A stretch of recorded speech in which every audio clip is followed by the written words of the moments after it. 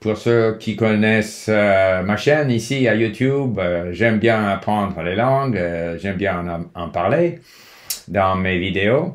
Si vous aimez ma chaîne, veuillez vous abonner, cliquez sur la cloche pour avoir des notifications. Aujourd'hui, je veux parler de l'écoute dans l'apprentissage des langues. Parce que pour moi, c'est, disons, la tâche dans l'apprentissage des langues. Et pour ceux qui ne me connaissent pas, j'en suis à ma 19e et 20e langue, c'est-à-dire l'arabe et le persan. Ce que je fais plus qu'autre chose, c'est écouter. L'écoute. L'écoute, pour moi, c'est l'outil, c'est l'arme essentielle dans la conquête de nouvelles langues. Pourquoi? D'abord parce que c'est très facile à faire. Je le fais le matin, quand je me lève, je fais des exercices. Le matin, j'écoute la langue. Je prépare le petit déjeuner, j'écoute la langue que je suis en train d'apprendre. Si je suis dans ma voiture, si je fais autre chose, d'autres tâches, je nettoie la maison, quoi que ce soit, je peux toujours écouter.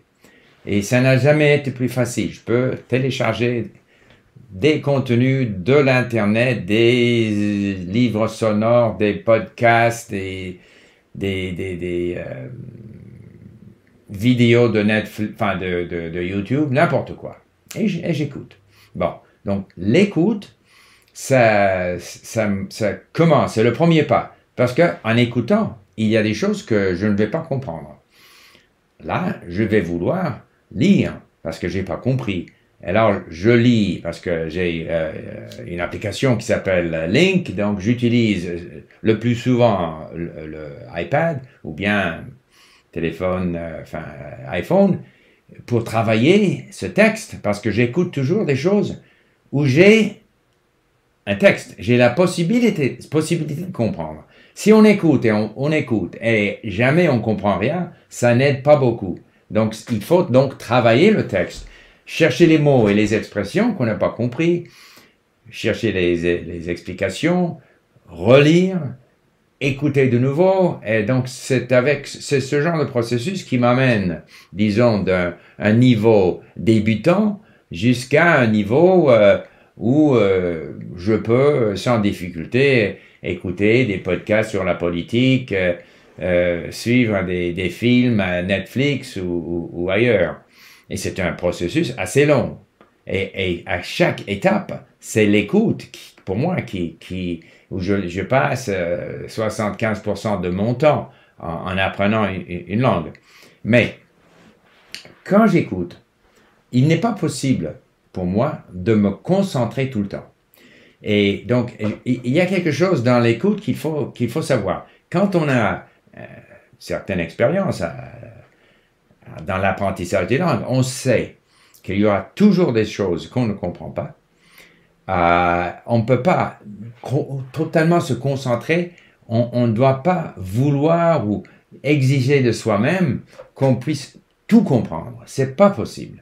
Ou ni qu'on puisse toujours se concentrer.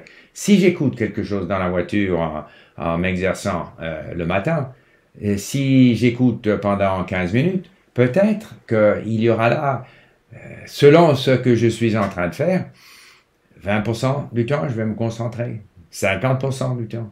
Mais peu importe, parce que de toute façon, surtout quand on est en train de se concentrer, et même si on n'est pas en train de se concentrer, la langue entre dans le cerveau.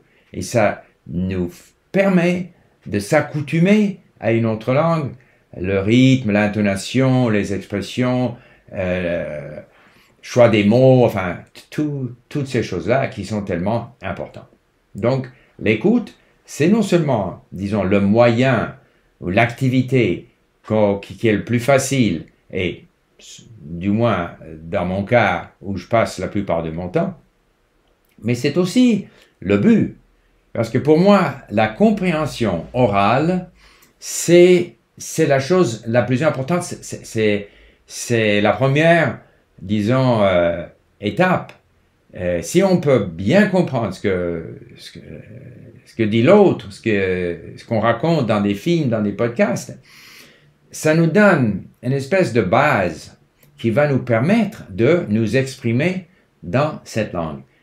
Parce que là, on peut s'engager dans des discussions, des conversations avec des gens qui parlent bien la langue et on va comprendre ce qu'eux, ils disent. Et si on n'a pas ce niveau de compréhension orale, on ne pourra pas participer à ce genre de conversation. On ne pourra pas tirer profit des films parce qu'on ne comprend pas. Mais dès qu'on comprend, par exemple dans le cas des films, des séries de Netflix, n'importe quoi, si on comprend 75, 60, 80%, la plupart de ce qui est raconté dans ces films, on peut en tirer profit et on va s'améliorer, on va améliorer son niveau dans la langue puisqu'on a déjà un certain niveau de compréhension. Mais il faut travailler ce niveau de compréhension. Donc il faut écouter et travailler les textes pour que de plus en plus ce qu'on écoute devient compréhensible. Bon. Une autre chose. On ne peut pas, c'est-à-dire si moi je commence dans une langue comme je l'ai fait pour l'arabe, le persan, le grec, le roumain, ben, au début c'est du bruit là, je comprends rien. Mais j'écoute des choses assez brèves et je cherche les mots et les expressions dans Link là, je lis et je réécoute et je relis et ça continue comme ça. Mais je ne vais pas. Et finalement, à la fin, je vais écouter la même chose. Parce qu'on a par exemple à Link les mini-stories qu'on appelle les petites histoires avec beaucoup de répétitions. Ben, je vais écouter la même histoire en arabe 30 fois. Mais pas 30 fois à la fois. C'est ça qui est important. Je vais écouter la première histoire, la deuxième, la troisième, cinquième, puis je vais réécouter, retravailler la première, ensuite la deuxième, la troisième, quatrième, cinquième et sixième et septième, et ensuite la première. De cette façon-là, on va avoir assez de répétitions, mais sans que ça devienne ce qu'on appelle en anglais the block learning. On ne peut pas dire je vais complètement maîtriser ce contenu. Ce n'est pas possible. Il faut donner au cerveau la possibilité de se balader un peu, pas trop essayer de forcer la chose, parce que plus on écoute là où lit la même chose maintes reprises, ben moins on apprend. C'est parce que, comme dit le fameux neuroscientiste allemand Manfred Spitzer, le cerveau a besoin de répétition, mais de nouveauté. Il ne faut pas uniquement donner au cerveau rien que de la répétition. Il faut aussi donner de la nouveauté. Le cerveau veut des choses nouvelles. Donc, il faut ménager un peu le contenu qu'on est en train d'écouter. Une fois qu'on est arrivé à un certain niveau où on comprend des podcasts politiques, on ne manque que 10% des mots. Alors là, pas la peine d'écouter tellement de fois parce que la plupart du contenu, là, on l'a compris. Mais au début, quand on a compris que 10 ou 20 ou 15%, et puis il faut lire et ensuite réécouter, etc. Alors là, il faut écouter beaucoup de fois, mais pas à la fois. C'est ça qui est important. Bon, qu'est-ce qu'il y avait encore à dire? Donc, il ne faut pas trop essayer de maîtriser. Il ne faut pas être frustré quand on ne comprend pas. Il ne faut pas être frustré si on est incapable de se concentrer. Par ailleurs, pour moi, c'est plus facile de se concentrer si je suis en train de faire autre chose à la même fois. Alors que si je m'assieds et je vais essayer d'écouter, rien faire que d'écouter, alors là, je vais avoir davantage de difficultés à me concentrer. Mais si je fais autre chose, je laisse mon esprit se balader, je me concentre de temps en temps, puis ensuite je ne me concentre pas. Mais en ce faisant, je trouve que la 20e fois que j'écoute quelque chose, je vais m'apercevoir d'une chose que je n'avais pas observée avant.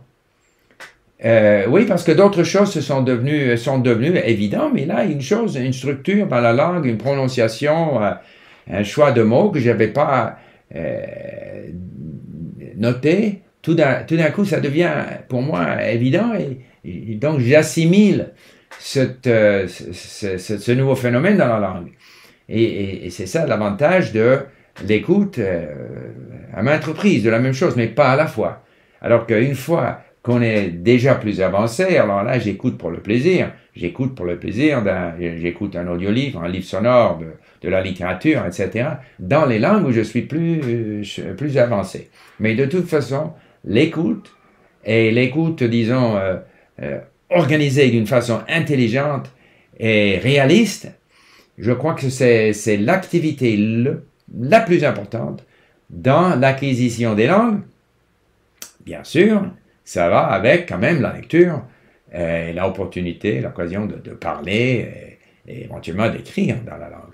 Mais l'écoute, c'est quand même, pour moi, ce qui est le plus important dans l'acquisition, l'apprentissage des langues, et aussi un but, parce que l'écoute, ça veut dire la compréhension orale.